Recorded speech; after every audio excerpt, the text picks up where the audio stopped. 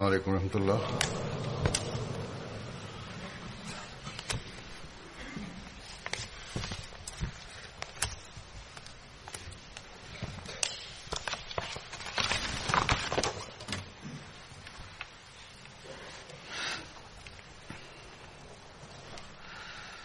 أشهد أن لا إله إلا الله وحده لا شريك له وأشهد أن محمدا عبده ورسوله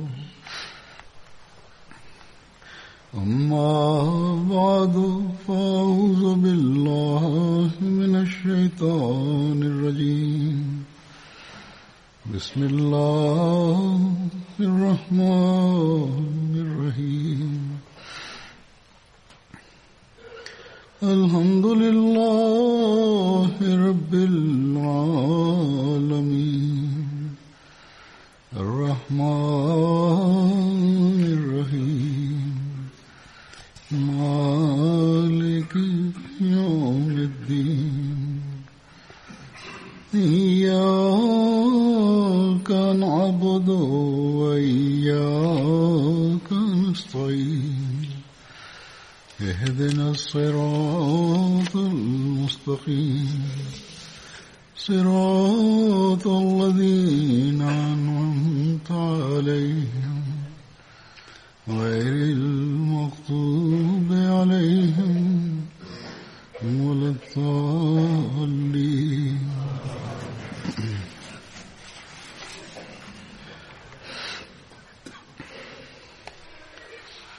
Един вярващ, един такъв човек, който претендира, че аз вярвам в Бог,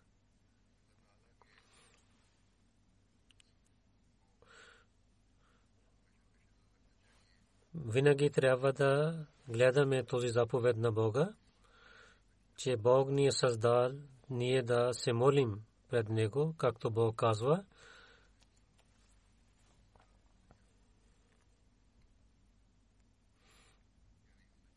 Че ние на джинно-бесовете и на човечеството създадохме те да се молят пред нас.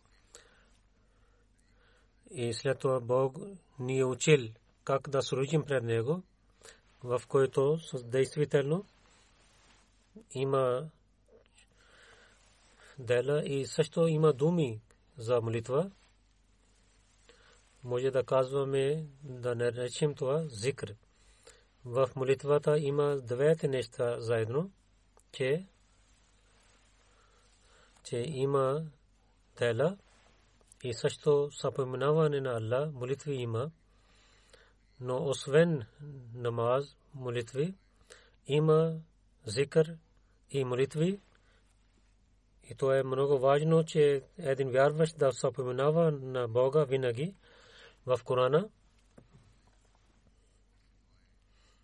Бог ни учил много молитви. Чрез различните пророци Той ни е учил тези молитви, които ние може да рецитираме в молитва. И вървейки и седейки може да съпоменаваме на Бога и може да рецитираме тези молитви. Хора да пишат в своите писма, че такъв проблем има, такъв притеснение има, да ни кажете, да ни пишете някакъв зикър или молитва, ние да рецитираме и тези проблеми и изпитания да изчезват от нас.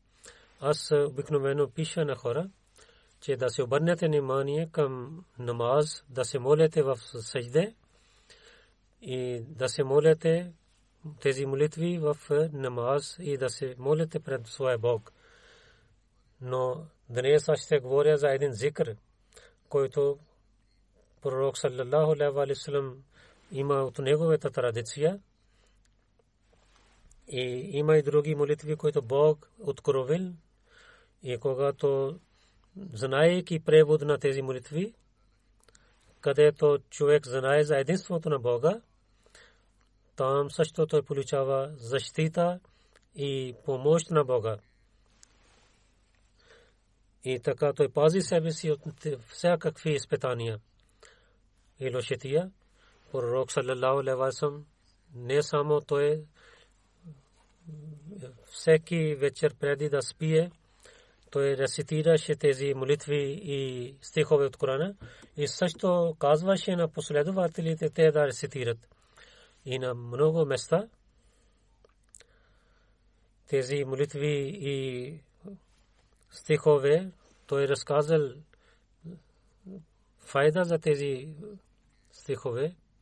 Пророк саллалаху алейхи ва саллям за своето дело и пример има традиция.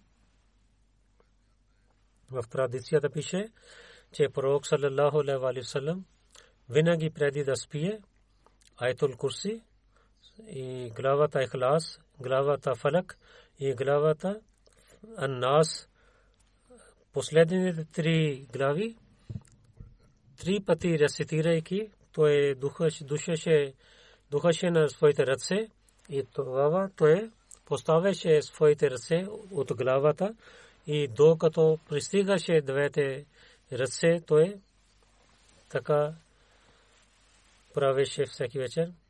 И той постоянно вършеше тази работа. Това е неговия суннат. Стана неговия суннат. И всеки мусулманин трябва да върши тази работа.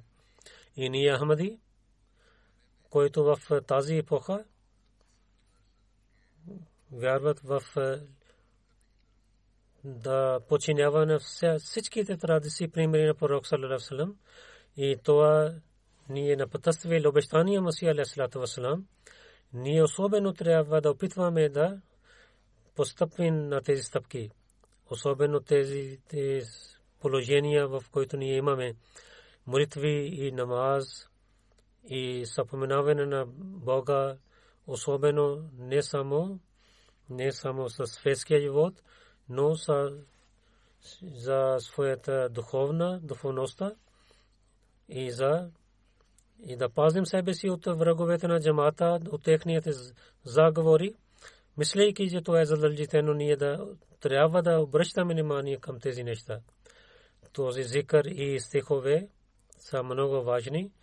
В другите традиции пише, сега ви казвам, докато аятул курси, преди 2 петични молитви аз разказах.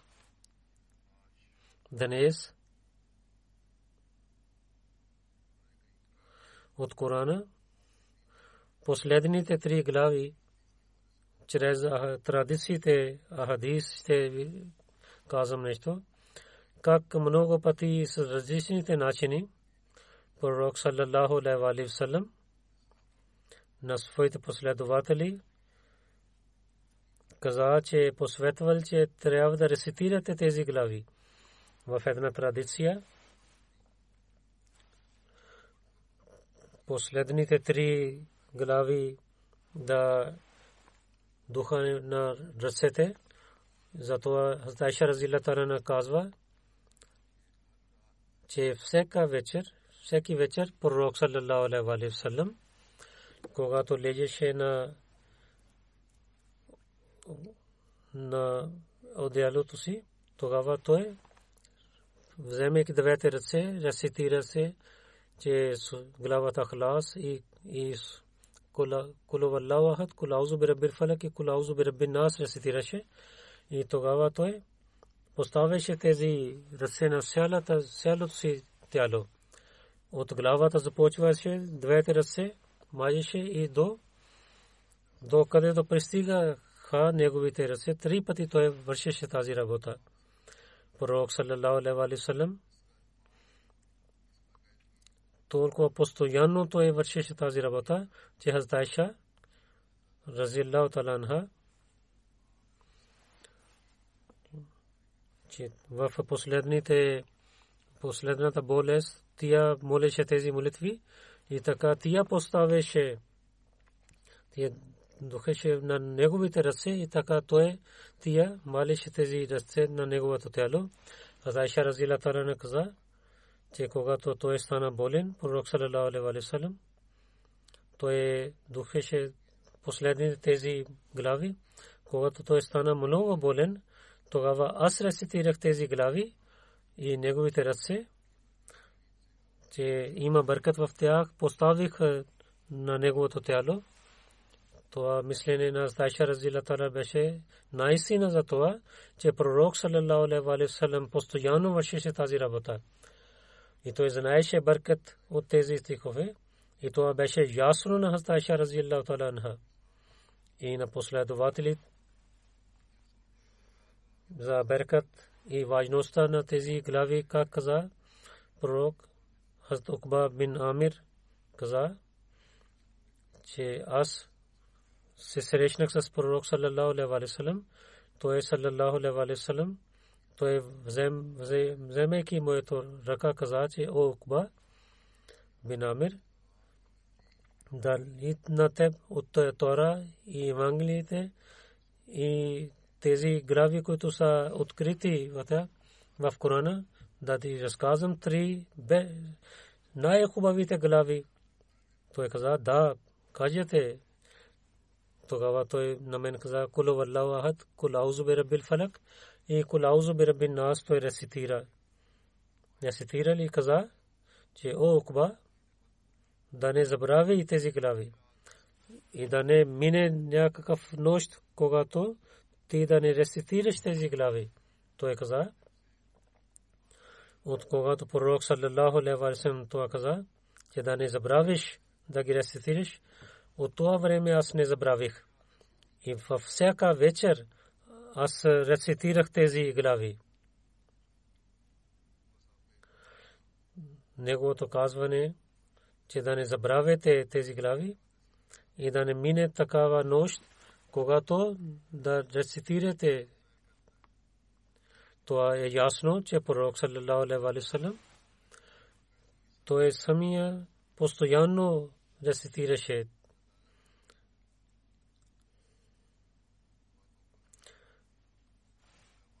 Той на думите на Бога и на молитвите на Бога и заповедите на Бога най-повече, който подчиняваше. Той беше нашия пророк саллалаху алейхи ва саллям. Затова той казваше, посветваше на другите. И така и за важността на сура Ихлас, кул валлаху ахад, който започва. Затова в една традиция така пише. Абу Саид Худри каза, че един човек той рецитираше кул валлаху ахад. Той рецитираше много пъти, повтаряше на сутрин. Той отивайки при пророк саллалаху алейхи ва саллям каза цялата случка. Той мислеше, той е малик, затова той дойде при пророк саллалаху алейхи ва саллям. Тогава пророк саллалаху алейхи ва саллям каза, кълня се в името на Бога, че моята душа е в неговото ръце. Той е 1/3 от Корана. Абу Саид Худри разилата анху и разказва това, обяснява така, че пророк саллалаху алейхи ва саллям каза на своите последователи, дали от вас някой не може да върши, че да рецитира 1/3 Коран в една нощ. Тогава последователите мислеха, че няма никой, който има сила, че 1/3 Коран да рецитира през нощта. Тогава пророк саллалаху алейхи ва саллям каза,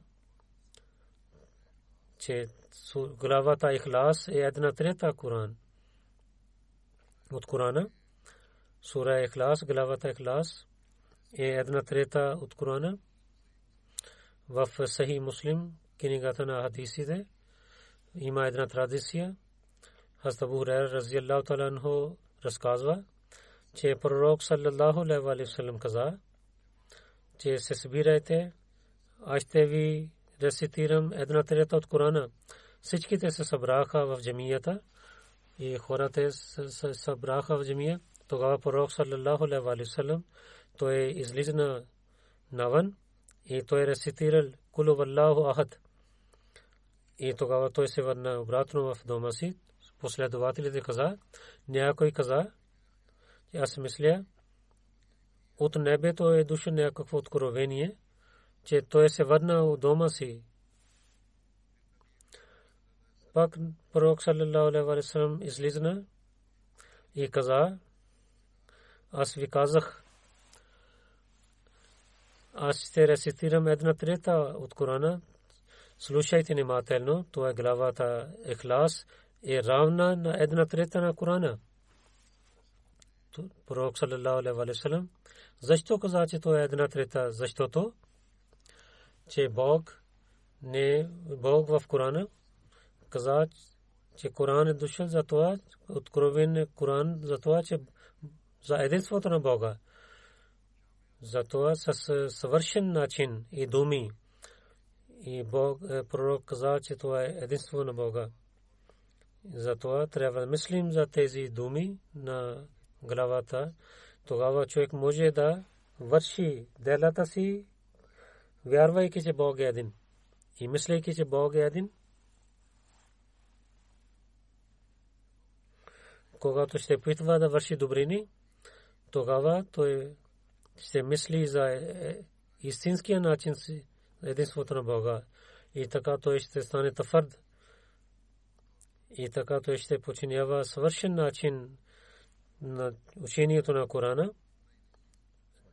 А да не мисли само това човек, че аз рецитирах главата Ихлас, че аз рецитирах една трета Коран. Това означава, че вие трябва да рецитирате и също да подчинявате на единството на Бога. И в традициите има и други стихове, за които пророк саллаллаху алейхи ва саллям каза, че това е една четвърта от Корана. Ако само ще вземем това и рецитирайки тези няколко стихове, някой може да каже, че рецитирах целия Коран. Но пророк саллаллаху алейхи ва саллям с това искаше да ни каже, че трябва тези неща да подчинявате и да мислите за Корана и да вярвате в единството на Бога. Тогава вие може да рецитирате с истинския начин Корана. И какво е Корана? Учението на Корана е за дошъл за единството на Бога. За това всеки човек трябва да опитва и да се моли. И Айша разиаллаху таала анха има една традиция. Тя разказва, че пророк саллаллаху алейхи ва саллям на един човек каза, че ти си главен за една войска. Той водеше молитва на своите приятели и винаги рецитираше Кул Аллаху ахад. Когато последователи се върнаха, те разказаха това нещо на пророк саллаллаху алейхи ва саллям. Тогава пророк саллаллаху алейхи ва саллям каза, че питайте на него, защо той вършеше така. Когато последователи питали, той отговори за това, че това е атрибут на Бог, който е милосърден, милостив. Тогава пророк саллаллаху алейхи ва саллям каза, че съобщайте на него, че Бог също обича на него.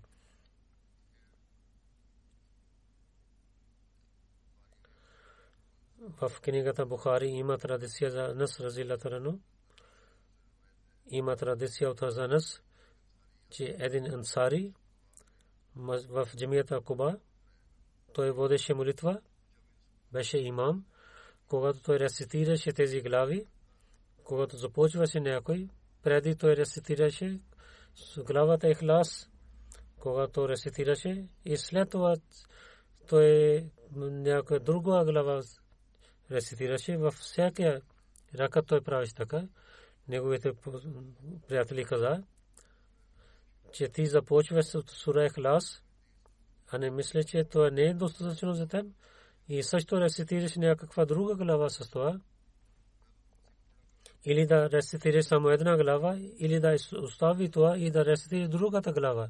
Той говори, аз няма да изоставя. Ако харесвате и аз така да бъда имам на вас, тогава аз ще бъда имам.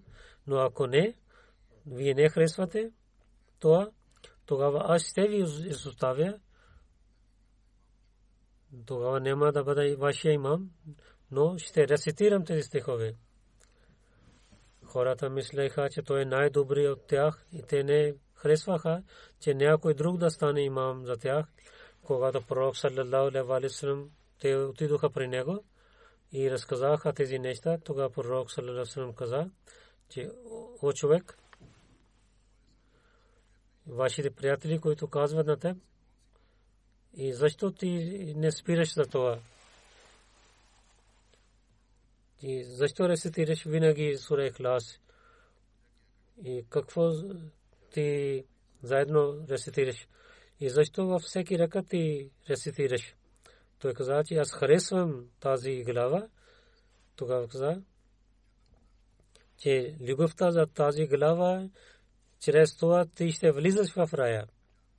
Хазрат Убай бин Кааб разияллаху анху казва, че когато мушрикин изпитали пророк саллаллаху алейхи ва саллям, че казвате, че какво е Бог, тогава Бог е откривал кулу Аллаху ахад, Аллаху самад. Самад означава, че той не е баща на никой и няма никой друг баща на него. И няма нищо е създадено. И всички създадени неща ще имат смърт. И всичките тези неща, които ще умират, има наследство за това. Но Бог е един. Няма никой наследник на него.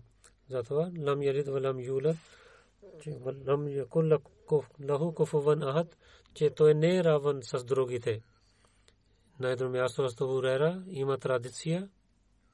Той каза, че пророк саллаллаху алейхи ва саллям каза, че хората питат един друг, докато казват, че Бог е създал на него, на някой нещо, Бог е създал, на Бог кой е създал. Това беше този въпрос във времето на пророк саллаллаху алейхи ва саллям и в нашата епоха също питат хора тези въпроси. Пророк каза, когато тези хора гледате и рецитирайте кулу валлаху ахад и цялата глава рецитирате пред тях и да мислите значението на тази глава, тогава вие ще разбирате, че няма никой, който е създал на Бога. Той е от начало и до края ще бъде. И винаги, до винаги ще бъде. И тогава той да пази себе си от дявола, тогава няма да има вреда на него.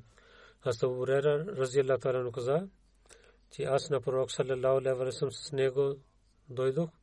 Пророк саллаллаху алейхи ва саллям на един човек кулу валлаху ахад, Аллаху самад, той рецитираше. Пророк саллаллаху алейхи ва саллям каза, че ще стане. Той пита, какво ще стане? Той каза, че за него рая ще има. Както той рецитира тази глава, Хазрат Сухайл бин Саад има традиция от него, че един човек при пророк саллаллаху алейхи ва саллям дошъл и каза, че той е беден. И пророк саллаллаху алейхи ва саллям каза, когато влизаш в къща, ако някой има в къща, тогава кажи асаламу алейкум. Ако няма никой, тогава пак кажи асаламу алейкум. Пак кажи асаламу алейкум. То ще имаш салам за теб. И един път да рецитираш кулу валлаху ахад. Този човек така върши, докато Бог толкова дал пари на него, че неговите съседи също вземаха от него. И Бог толкова беркат даде на него, че беше едно време, когато той нямаше пари за себе си, той имаше глад, но сега толкова пари има, че той помагаше на своите съседи. И когато човек учи урок за единството и подчинява и мисли, че Бог е всемогъщ, тогава Бог много раздава на него. Бог каза на другите места, че той дава преприятие на онзи човек, който има страх от Бога. Анас бин Малик каза, че един човек дойде при пророк саллаллаху алейхи ва саллям и каза, че аз глава кулу валлаху ахад харесвам. Пророк саллаллаху алейхи ва саллям каза, че ти обичаш тази глава и така ще влизаш в рая. От Джабър разияллаху анху традиция, пророк саллаллаху алейхи ва саллям каза, онзи човек, който рецитира 50 пъти Кул Валлаху Ахад в страшния съд, от неговия гроб Бог ще каже, че ставай и влизай в рая. Традиция има от Ибн Делми, който беше синът на сестра на Наджаши, и той също служи на пророк саллаллаху алейхи ва саллям, че пророк саллаллаху алейхи ва саллям каза, който рецитира в молитвата или осветлението 100 пъти, че Бог ще му пази от огня. Това е важността за главата Ихлас. Когато през нощта ще рецитираме, че представяйки единството на Бога, трябва да рецитираме, че когато казваме, че Бог е Ахад, и също мислим, че Той е Самад, и също да знаем този атрибут на Бога, че Самад е онзи, който не се нуждае нещо от другите. Няма да има смърт за него. Няма да свърши той никога. Обещания Масия алейхи салату вассалам това нещо така обясни, че значението на Самад, че освен него всичките неща, че те са такива, които се раждат и ще имат Самад. Те ще свършат един, но шествието на Бога, той е вечен. Бог мисли, Аллах Самад, те мисля, че той не се нуждае от другите. Той е Самад, че няма да има смърт за него и нито друго нещо има равно на него. Той е нашия Бог, който винаги има и винаги ще стане. Той каза, че Бог в шестеството си и в атрибутите си е един. Няма никой друг равен на него. Всички се нуждаят на него и всяко нещо има живот от него. И той дава благослови, Бог дава благослови на всичките в света. И всичките вземат благослови от него. Но той не взема благословие от никой. Само той раздава това благословие. Той не е син на никой и нито баща. И защо ще стане така? Няма равен на него никой. Коран много пъти каза, че Бог е свършен, че той е велик. И каза на хората, че вижте, този Бог ще влиза в сърцата, а не онзи човек, който е самърт и много слаб и който няма сила. Сура Ихлас, сура Фалак и сура Нас за откровението. Хазрат Уқба бин Амир разияллаху анху каза, че пророк саллаллаху алейхи ва саллям каза, тази нощ са такива откровения, преди не гледах никога, че те са Кул Валлаху Ахад, Кул аузу би Раббил Фалак и Кул аузу би Раббин Нас. И в традицията и важността за трите тези глави има традиция. Уқба бин Амир Джухни каза, един път аз отидох на път с войска и вземайки на камила на пророк саллаллаху алейхи ва саллям вървих. Тогава той каза, че Уқба, рецитирай. И след малко каза, че Уқба, рецитирай. Пак се обърне към него, че какво да рецитирам. Трети път той същото каза.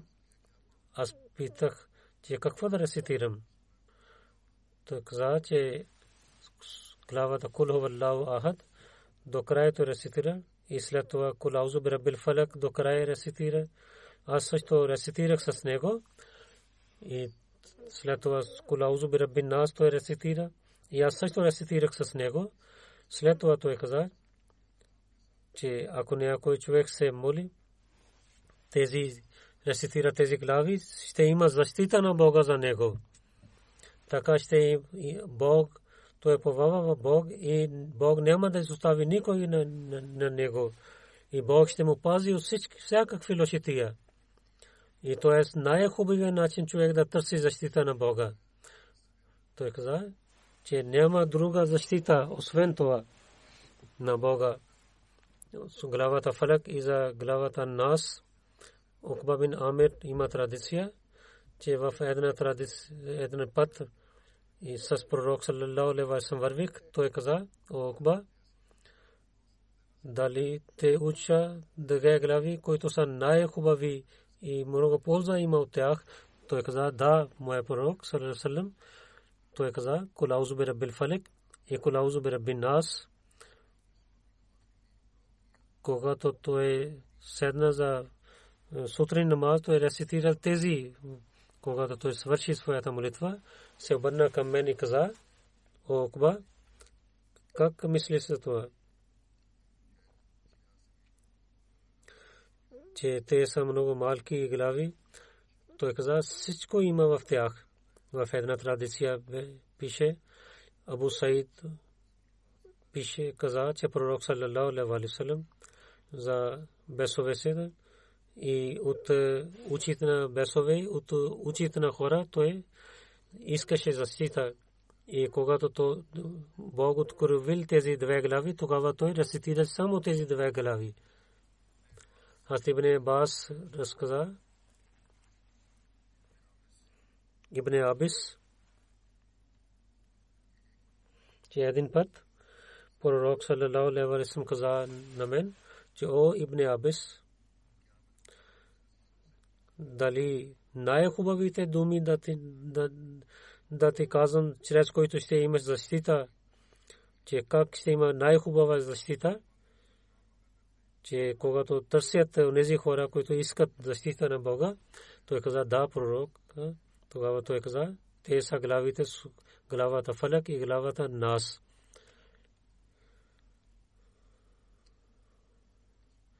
За важността за последните две глави, един последовател каза, че ние един път с пророк саллаллаху алейхи ва саллям отидохме на път. Имахме много малки камили, затова един след друг качихме на камилите. И когато един път аз пророк саллаллаху алейхи ва саллям дошъл при мен и поставяйки ръка на моята рамо, каза, че да рецитираш аузу билlah, кул аузу би раббил фалак, да рецитираш. Той рецитирал цялата глава, а също рецитирах. И така и той каза да рецитираш кул аузу би раббин нас. И той рецитира, и аз също рецитирах с него. И след това, когато рецитираш намаз, трябва да рецитираш тези две глави в намаз. Укба бин Амир, Джони има традиция на един път бях с пророк саллаллаху алейхи ва саллям, когато беше време за феджр намаз, той каза за намаз азан и каза да стоиш на моята дясната ръка, и тогава той рецитира тези две глави. Когато свърши тази молитва, каза, че как мислиш? То е същия традиция. Аз гледах, че пророк саллаллаху алейхи ва саллям гледах. Тогава той каза, пророк саллаллаху алейхи ва саллям, винаги трябва да рецитираш тези глави, когато спиеш и когато събуждаш. Това е важността за тези глави. И в нашата епоха това повече трябва да рецитираме индивидуално за развитие за нашата духовност, да имаме защита срещу дявола и за развитието на джамата, и който има враждебността срещу исляма. Затова и силите, които са против исляма, те с много добър начин вършат своята работа. И на другата страна ходжите, които лидери са на мусулманите, те правиха такава положение, където има раздор и разногласие. Учените хора на мусулман срещу обещания Масия алейхиссалату вассалам говорят срещу него и дават сила на дявола, че тяхната ръка да стане по-силна. И така и атеистите също имат много сила, разказвайки тези неща, че главата Фалак, обещания Масия алейхиссалату вассалам, обяснявайки каза на едно място, че вие които ще станете враговете на обещания Масия алейхи салату вассалам, трябва да търсите, че всичките врагове, които вътре и навън, аз търся защитата на Бога, който е Богът на светлината и сутрин. И то е светлината на духовността, който е ясен с идването на обещания Масия. И аз също търся защита от лошотия на тъмния нощ, който е нощта за враждебността срещу обещания Масия. Търся защита на едно място. Нези хора са, които обвиняват учението на исляма, и другите са ходите, които не искат да оставят своята грешка срещу обещания Масия алейхи салату вассалам. Винаги те говорят. И в Пакистан има ходи, ние гледаме, най-първо те вършат тази работа. В такава положение в Пакистан Ахмедите особено трябва да поставят на този суннет. Обещания Масия алейхи салату вассалам каза, че къде в сура мин шарри гасе низа вакаб, че има молитва в Бог да ни пази от лошотия на тъмнина на нощта. То означава, че тъмнина, където има заблуждение, и този фитна, и това е нощта по времето на обещания Масия алейхи салату вассалам, ние да търсим защита срещу тази тъмнина. Но с ужас, че на мусулманите, че Бог ги е учил тази молитва, и след тъмнина каза, че ще има светлина и те да бъдат пазени от тъмнината. Пророк саллалаху алейхи ва саллям, че постоянно всеки ден и нощ трябва да рецитирате тези глави, че да вярвате в единството, да пазите себе си от тъмнината и от лошотията. Но мусулманите не се обърнаха към това. Мусулмани в тези разногласия и раздор са дълбоко. Затова в съвета не мусулманите над мусулманите обвиняват. Това положението на мусулманите се обръща нашето внимание към това, че ние, мислейки тези глави да рецитираме, че да пазим от тази тъмнина себе си. Шарин нафасат фил уқад, също, че да търсим защита на Бога, че лошотия, нека Бог да ни пази от всякакви лошотия, че онези хора, които са против исляма и Ахмадият и с много добри начин те сложат в сърцата на хора враждебността срещу исляма и Ахмадият. И тези ходжи, и те също са такива хора, че те са против религията, невярващите, невярващите са против исляма и по името на религия, онзи, който е дошъл по името на Бога, и срещу него пасуват. И двама са в тях, за който каза мин шарри нафасат фил уқад. В главата нас, че Бог е повелител и той е милостив и милосърден, и той е истинския Бог. Разказвайки тези неща, че да търсим неговата защита и да пазим себе си от дявола, така да се молим. Има много атеисти в света, хората не вярват в Бога и светските неща толкова силни са в обществото, че младите момчета, когато не се обръща внимание към религия, когато тези молитви ние рецитираме, също да духаме тези глави на своите деца, че нашите деца да мислят, че Бог е един и да бъдат свързани с него.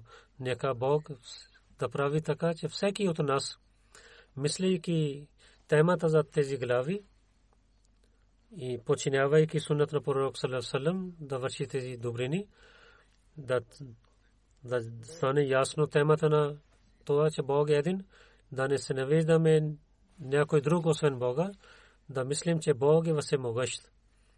не само в сърцето, но със своите дела ние да представим те, да свидетелстваме, че Бог е всемогъщ. Излиза всякаква светлина от Него. Всичките благослови идват от Него. Да пазим лошотия на човечеството, ние да се наведаме пред Бога, а не да се имаме надежда от хора. Вярвайки в обетания Масия алейхи салату ва салам, ние имаме тази светлина, което е истинската светлина на пророк саллалаху алейхи ва саллям. Ние да се молим пред Бога, че нека Бог да ни даде възможността винаги ние така да постъпваме в тази светлина, а да нямаме никога тъмнина. И този благодат, който Бог ни е благослови чрез халафът, винаги ние да бъдем свързани с това. И всеки човек, който дава вреда на нас, нека Бог да бъде нашия защитник, дали е религиозна вреда или светска вреда. Всеки, който е против нас, нека да Бог да ни пази от всякаква вреда. Винаги на Бога да мислим, че Той е нашия повелител и да търсим Неговата защита. От всичките саре, най-великият сар да мислим, че е Бог.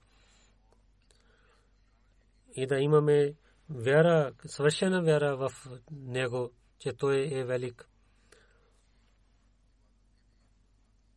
И ние да се молим така на Бог, че винаги да търсим Неговата защита.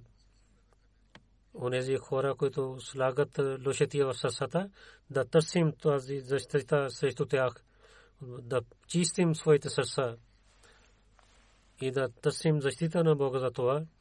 Нека Бог ни даде възможността за това и винаги преди да спиеме да рецитираме, както пророк саллаллаху алейхи ва саллям е заповядвал, да духаме тези глави, стихове над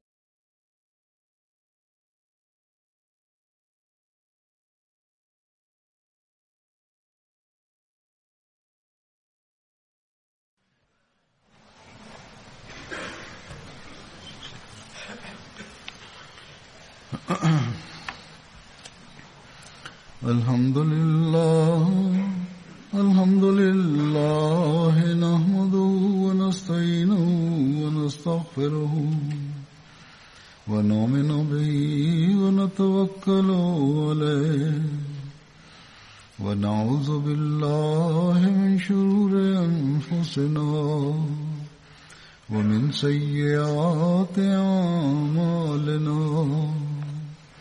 من يهده الله فلا مضل له ومن يضلل فلا هادي له ونشهد أن لا إله إلا الله ونشهد أن محمدا عبده ورسوله عباد الله رحمكم الله إن الله يأمر بالعدل والإحسان وإيتاء ذي القربى وينهى عن الفحشاء والمنكر والبغي يعظكم لعلكم تذكرون اذكروا الله يذكركم وادعوه يستجب لكم ولذكر الله أكبر.